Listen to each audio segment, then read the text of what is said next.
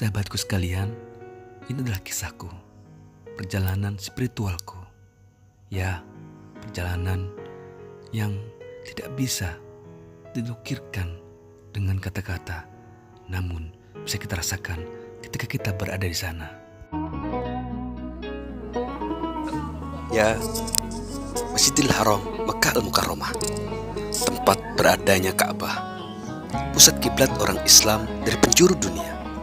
Sahabatku, aku ingin berbagi kisah perjalanan spiritualku ketika berada di tanah suci, di mana aku dengan mudah untuk bisa sholat di dalam Ka'bah.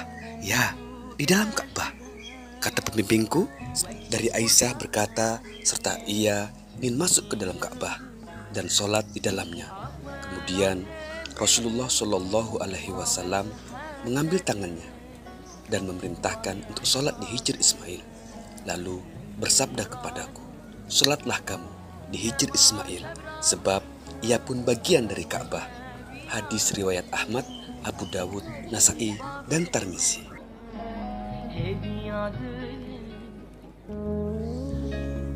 Sahabatku, hal tersebut membuatku sangat bahagia, dan kebahagiaan itu pun tak dapat diucapkan dengan kata-kata, namun akan dirasakan jika kita berada di dalamnya. Sahabatku, sebelum aku melanjutkan ceritaku di Hijr Ismail, aku ingin sampaikan juga hotel yang aku gunakan untuk menginap selama berada di Mekah. Hotel yang aku gunakan bukan hotel bintang 5 dan juga tidak berhadapan langsung dengan masjid. Tapi hotel yang aku gunakan adalah hotel bintang 3, namun jaraknya sangat dekat dengan masjid. Ya, hotelnya bernama Hotel Nawaji yang berada di area Aziat, sedikit menanjak tapi dekat, karena ketika kita iqomah masih mendapatkan 3 rakaat atau 4 rakaat atau 2 rakaat atau semua sholat bisa kita ikuti dengan penuh. Tetapi sahabatku semuanya, jangan sampai ya kita berangkatnya pas lagi iqomah. Sahabat, sedikit aku juga ingin berbagi pengalaman ketika berada di Hotel Nawazi, yaitu mengenai makanannya setiap hari. Aku mendapatkan jatah makan 3 kali sehari selama berada di Mekah. Nah, sahabatku semuanya, menunya itu loh yang bikin kita betah. Kenapa? Karena menunya menu Indonesia. Nah, tahu kan, menu Indonesia ada tempe, ada tahu, ada soto, ada sop, ada yang kuahnya hitam tuh. Ya udahlah, ya. Nah, yang pastinya ada sambal. Nah, sangat berbeda ketika berada di Madinah.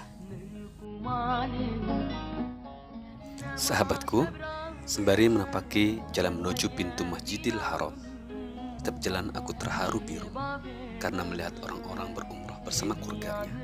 Ya, istri dan anaknya, bahkan anaknya yang masih berumur 1 tahun pun ikut serta bersama mereka. Sahabatku, hatiku semakin bergemuruh ketika melihat seorang laki-laki mendorong seorang wanita renta dengan kursi rodanya, dengan sabar dan ayunan langkah yang mantap, sembari terdengar lirih kalimat tasbih, tahmid dan tahlil, dan juga takbir mengiringi setiap derap langkah mereka. Terbayang kedua orang tuaku yang sudah lama aku tak melihatnya. Ya, dia sudah lama meninggal dunia sejak aku duduk di bangku sekolah. Terbesit dalam hatiku dan terucap lirih dalam lisanku sembari berjalan menyusuri ramainya orang-orang dari berbagai belahan bumi.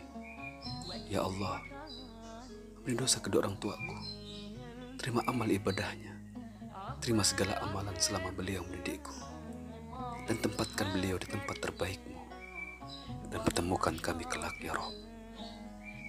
Tak terasa, menetes perlahan air mataku. Rindu itu hadir, rindu itu datang, rindu itu membayangiku. Sahabat, beruntunglah bagi yang kedua orang tuanya masih ada. Maka jangan pernah menyia-nyiakan keduanya. Pesanku dalam hati. Sahabat, kembali ke Hijr Ismail. Sore itu bersama teman-teman yang berangkat dalam satu rombongan, dipandu oleh satu pembimbing dan juga mutawif dari Saudi, mengajak kami untuk ke Hijr Ismail, rukun Yamani, multazam, dan sekalian sholat berjamaah. Sahabat, dengan bimbingan beliau berdua, kami bisa masuk bersama-sama ke dalam Hijr Ismail. Ya Allah, proses yang sangat luar biasa. Berawal dari multazam, kami berdoa secukupnya, karena memang tidak bisa berlama-lama, karena juga banyak jamaah yang berdoa dan menempelkan badannya di tembok Ka'bah. Selanjutnya, kami menuju Hijr Ismail, mengikuti arah tawaf, karena memang setelah Hajar Aswad, maka di sanalah kami bisa masuk ke dalam Hijr Ismail, bangunan setengah lingkaran yang berada di sebelah Ka'bah. Dengan kemudahan, kami bisa masuk bersama-sama dan bisa sholat di dalam Hijr Ismail. Kata pembimbingku, sholat mutlak atau sholat hajat 2 rakaat, dan pastikan setelah sholat berdoanya sambil berdiri supaya yang lain juga bisa sholat. Ya Allah, ketika aku sholat dan bersujud di Hijr Ismail, ada orang yang menjaga sholatku. Ada 2 orang yang berpegangan mengelilingiku, menjaga supaya ketika aku sholat, tak seorang pun lewat atau melangkahiku. Tak terasa air mata mengalir deras, terlintas silaf dan salah serta khilaf atas perintahnya yang sering lalai. Ya Allah, sholatku sering lalai. Waktu zuhurku hampir mendekati waktu asar. Sholat asarku pun mendekati maghrib.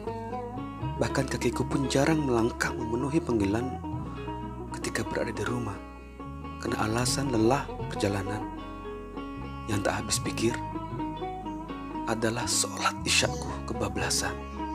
Ya Allah, ampuni aku, ampuni atas lalaiku, ampuni ya Allah, ampuni ya Rabb. Ya Allah, ampuni dosaku, dosa kedua orang tuaku, dosa yang telah aku lakukan, dosa yang dengan sengaja, atau dosa yang tidak aku sadari. Sahabat, semakin deras air mataku mengalir ketika wajah itu terlintas. Ya, wajah kedua orang tuaku yang belum sempat dan sampai ke tanah sucinya. Sahabatku, kepalaku terasa berat untuk aku angkat. Aku malu karena begitu banyak salah dan khilaf. Namun waktu sujudku harus aku akhiri, karena harus bergantian dengan yang lainnya. Aku tak ingin beranjak dari tempat itu. Ya, Hijr Ismail. Namun, aku pun tak boleh egois, karena harus bergantian dengan yang lainnya. Sahabat, tak terbayangkan bahagianya hatiku karena dapat sholat di Hijr Ismail. Karena temanku yang lebih dahulu umroh belum sampai di sana dan masih bertanya-tanya di mana Hijr Ismail. Dia pun baru faham ketika aku bercerita kepadanya sepulangku dari umroh. Sahabat, pastikan jika kita berada di Masjidil Haram, kita bisa dan dapat berada di tempat mustajab itu. Terima kasih pembimbingku, terima kasih atas arahannya, terima kasih karena ini adalah umroh pertamaku dan sangat membahagiakan. Semoga aku dan keluargaku dapat kembali lagi ke sana. Dan yang belum, doa terbaik, semoga Allah Subhanahu wa Ta'ala memudahkan rezeki kita dan kita bisa berumrah bersama keluarga kita. Amin. Allahumma amin.